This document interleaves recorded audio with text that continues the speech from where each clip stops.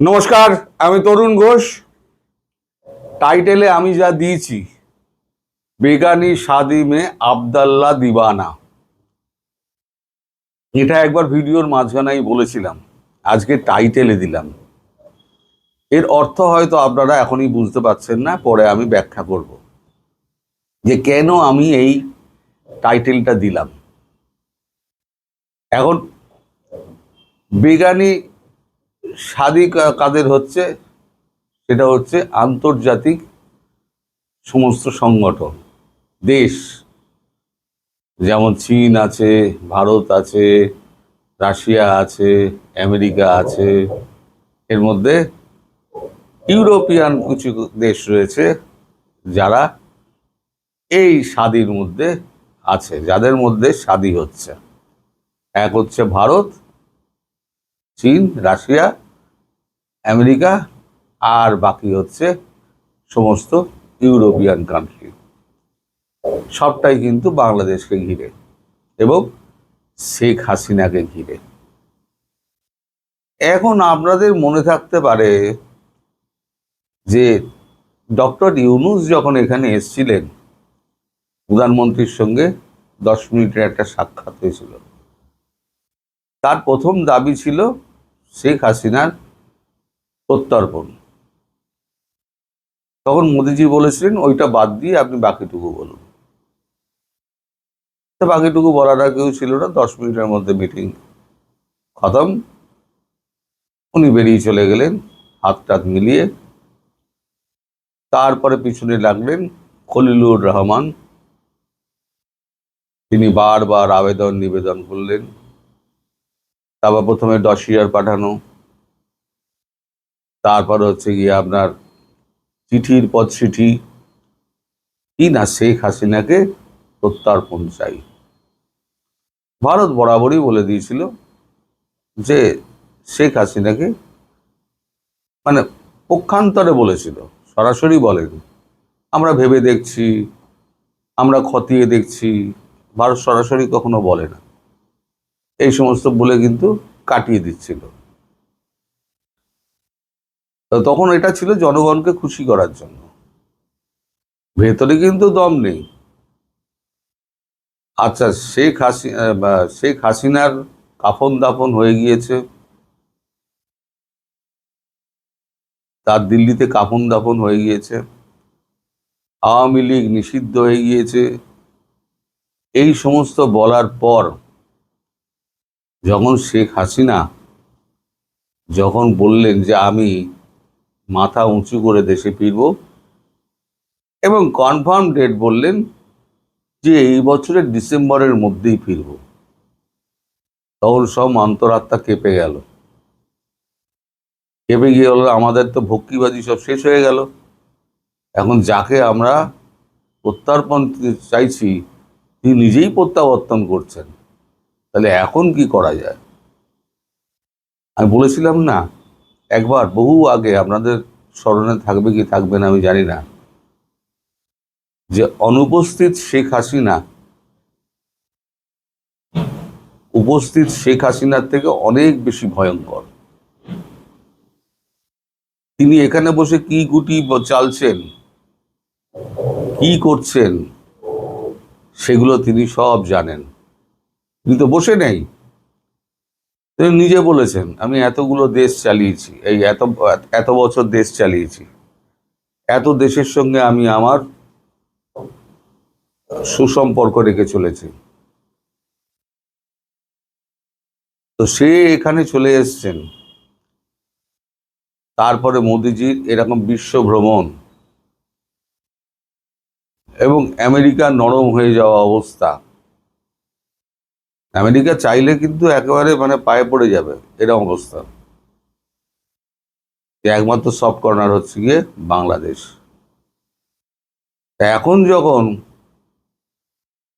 সারা বিশ্ব শেখ হাসিনার পক্ষে এবং ভারত যখন শেখ হাসিনার পক্ষে, তার ফিরে যাওয়ার পক্ষে, একটা কথা আমরা বলেছিলাম, আমি বলেছিলাম যে ভারতের অভ্যন্তরে একটা আলোচনা হয়েছে, এখানে তো সর্বদলীয় মিটিং ডাকার দরকার নেই, তার থাকার ব্যাপারে সর্বদলীয় মিটিং ডাকার ব্যাপার ছিল। তার দেশ, তিনি ফিরে যেতে চান, ফলে আমাদের সর্বদল মিটিং করার তো কোনো দরকার নেই। এই যে রয়টার্স যে রিপোর্টটা বার করলো, রয়টার্স কিন্তু আমাদের প্রতিনিধিকেও ফোন করেছিলেন, বিদেশ দপ্তরের প্রতিনিধিকে। তারা বলেছে ভারতের পক্ষ থেকে এই ব্যাপারে কোনো প্রতিক্রিয়া জানানো হবে না, কোনো দপ্তর থেকেই কোনোভাবেই প্রতিক্রিয়া জানানো হবে না। ফলে রয়টার্স বুঝে গিয়েছে যে এখানে তোরে লাভ নেই। এবার তিনি বাংলাদেশ কর্তৃপক্ষকে ধরলেন। রয়টার্সের 7 দিনের প্রচেষ্টা এই কপিটা নিয়ে, যে 7 দিন ধরে তারা বিভিন্ন ব্যক্তিকে ফোন করেছেন, ফোন করে বোঝার চেষ্টা করেছেন যে শেখ হাসিনা ফিরলে পরে তাদের কি বক্তব্য, কিন্তু কেউ কোনো কথা বলেননি। কথা বলেননি একটাই কারণে, কারণ ভয় ত্রাস গ্রাস করছে আস্তে আস্তে।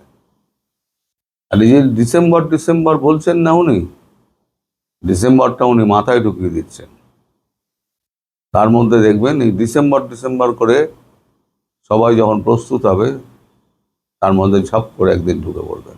মিলিয়ে নেবেন আমার কথা। তো তখন এই বাহাদুররা যাবে কোথায়? আপনারা যদি ইউটিউব সার্চ করেন যে বেগানি শাদি মে আব্দুল্লাহ দিওয়ানা সং, একবার সার্চ করে দেখুন, বেগানি শাদি মে আব্দুল্লাহ দিওয়ানা সং বলে লিখুন। লিখলে যে গানটা আপনারা পাবেন, সেই গানটাতে পরিস্থিতি পুরো ব্যাখ্যা হয়ে গিয়েছে, যে কেন আমি এটা বললাম। এটা আপনারা খুঁজে বার করুন, না পারলে আমায় লিখবেন, তখন আমি আপনাদের বলে দেবো যে বেগানি শাদি মে আব্দুল্লাহ দিওয়ানা আমি কেন বললাম। তো এখন শেখ হাসিনা তো পুরোপুরি তৈরি হয়ে গিয়েছেন, বিদেশের সমস্ত শক্তিগুলোর সঙ্গে তার টেলিফোনিক কনভারসেশন হয়েছে, এবং উনি আমার অনুরোধ মেনে একবার আমাকে টেলিফোন করতে বলেছিলেন ইন্টারভিউয়ের জন্য, কিন্তু আমি আর সময় পাইনি যে তার টেলিফোনটা আমি করব, মানে তাকে টেলিফোন করে তার ফোনটা আমি রেকর্ড করব। কারণ আমি যখন করি তার টেলিফোন তখন ব্যস্ত থাকে, তারপর আমিও ভুলে যাই, সেটা করতে করতে গিয়ে আর হয়নি। তো এই বেগানি শাদি মে আব্দুল্লাহ দিওয়ানারা যে এতক্ষণ নেচে বেড়ালো, ফলটা কি হলো? ফলটা হলো অশ্বডিম্ব। এখন আমি অনেকদিন আগে আবার একটা ভিডিওতে বলেছিলাম, হ্যাঁ বললেও মুশকিল, না বললেও মুশকিল। এখন ফাটা বাঁশে আটকে গিয়েছে বিএনপি সরকার এবং তারেক রহমান, মুখ দিয়ে রা বেরোচ্ছে না। আরে সংসদে দাঁড়িয়ে যখন বলছে কাফন দাফন হয়ে গিয়েছে, তাহলে বলতেই পারে আমরা দেশে ফেরাবো না, বলতে তো পারে আমরা দেশে ফেরাবো না। আসলে তারা জানে শেখ হাসিনা যেদিন দেশে ফিরবেন, সেদিন না সেনাবাহিনী কাজ করতে পারবে, না পুলিশ, না এই চ্যাংড়াগুলোর দল। ও তো ক্রমশ মার খেয়ে খেয়ে এখন তো ভীতু হয়ে গেছে। সাধারণ মানুষ তারা যা পাগলের মতো ছুটবেন এয়ারপোর্টের দিকে, বা যদি খবর পান কোনো স্থলপথের দিক দিয়ে ঢুকছেন, তারপরে সেখানে দেখবেন তার বাড়ি ফিরতে ফিরতে 12 ঘন্টা লেগে যাবে। সেটা কিন্তু হতে যাচ্ছে, আপনার মানুষ চক্ষে দেখতে পাবেন। এই যে দীর্ঘ 2 বছর ধরে আমি কথা বলে যাচ্ছি, অনেক আমাকে নেগেটিভ মন্তব্য শুনতে হয়েছে, আমি কিন্তু তাও থামিনি, কারণ আমি জানতাম সত্যিটা, যে এটাই একদিন হবে, ভারতবর্ষ এটাই করবে। এখন আমাদের এখানে 185 কিলোমিটার আর বাকি আছে বেড়া লাগাতে। সেটা সরকার বলছে, বিএসএফ বলছে যে এখন চূড়ান্ত পদ্ধতিতে কাজ চলছে, আর হয়তো বড়জোর 15 দিন থেকে 1 মাস লাগবে। আর যে সমস্ত অঞ্চলে আপনার মানে হয়নি, বেড়া লাগানো হয়নি, যেমন বন, তারপর নদী, জলাশয়, ডোবা, এই সমস্ত অঞ্চলে বিশেষ ব্যবস্থা করা হবে। সেটা একটা ভিডিও বার্তা দিয়েছেন আমাদের এই স্বরাষ্ট্রমন্ত্রী অমিত শাহ। ফলে পুরোটা যখন ম্যানেজ হয়ে যাবে, তারপরে দেখবেন যে কোনো একদিন হঠাৎ করে 10 ঘন্টা 12 ঘন্টা আগে তিনি নেতাদের জানিয়ে দেবেন যে আমি ফিরছি। সেদিন দেখবেন দলে দলে মানুষ ঢাকার বুকে নেমে পড়েছে। এই সত্যটা এরা জানে বলে এরা শেখ হাসিনাকে ফেরানোর জন্য কোনো রকম কথাবার্তা বলছে না। এই যে 7 দিন ধরে ওরা লেগেছিল রয়টার্স একটা মন্তব্য পাওয়ার জন্য, কপি ধরে রেখে দিয়েছিল, কপি 2 তারিখে তৈরি হয়ে গেছিল, সেই কপিটা 7 দিন বাদে ছাড়া হলো, কারণ কোনো মন্তব্য পাওয়া যায়নি। শেষে তারা লিখে দিয়েছে কেউ কোনো মন্তব্য করতে চায়নি। এর থেকে কি বোঝা যাচ্ছে? তারেক রহমান এবং তার সরকার ভয়ে কাঁপছে। ইউনূস তো আর দেশে ফিরবে না, নিশ্চিত থাকুন দেশে ফিরবে না। আর ভারত সরকার একেবারে শেখ হাসিনার পেছনে পুরো শক্তভাবে দাঁড়িয়ে আছে, এবং একই সময়ে চীন এবং রাশিয়া দুটোই শেখ হাসিনার পক্ষে। কারণ আপনাদের মনে থাকতে পারে, যখন শেখ হাসিনার দলকে নিষিদ্ধ করা হলো, তখন কিন্তু চীন কিন্তু একটা কথা গ্লোবাল টাইমসে বলেছিল, যে কোনো দলকে নিশ্চিহ্ন করে মানে নিষিদ্ধ করে রাজনৈতিক চলতে পারে না। আর নিজের দেশে কি হচ্ছে না হচ্ছে সেটা পরের কথা, কিন্তু বাকতাল্লা করার সময় কিন্তু বাকতাল্লা দিয়ে দিয়েছে। অর্থাৎ আমি হাসিনার পক্ষে, হাসিনার বিরুদ্ধে, আওয়ামী লীগের বিরুদ্ধে যে অ্যাকশনটা নেওয়া হয়েছে তা আমি তার বিরোধিতা করছি।